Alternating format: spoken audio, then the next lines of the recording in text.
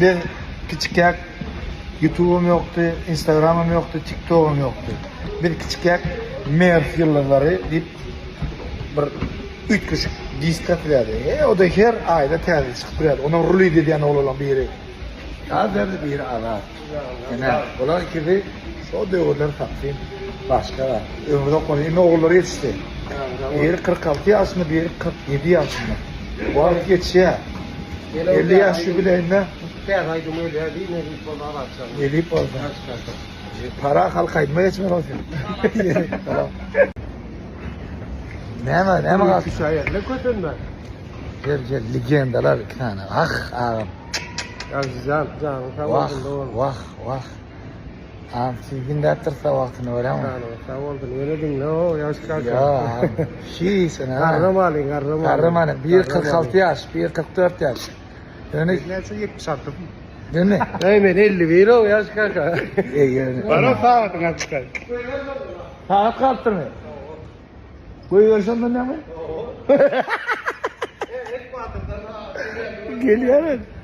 Hadi. Ana geldi ya. Yine getirdi izinden böyle mi? Keşke vakti bir izine getirip olayım olaydı ha? Yine de dedin, konsertten var ha? 2007. Sonra öğlerdik o. 2007. Vah! Biri Şatunov, biri Cima Belan. Vah oğullar. Allah can çağlamanın yılları. Yerleşti. Yerleşti. 2 yılların arasında oturmak. Sen niye 4 tane milyonerle atlaşan olsan 5'inci sen mi olan diye.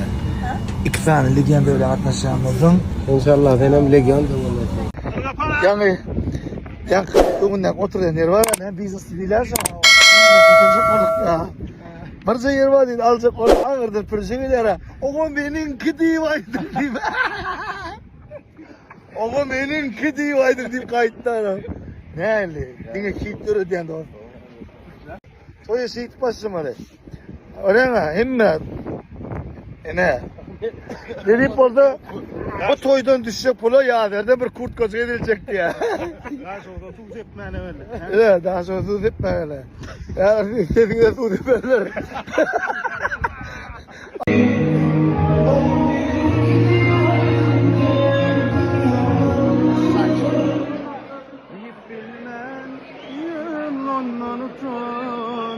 Görüyor musun? Balaydım ve daha sonra restoran kayışı diye yaşlaydım. Живой.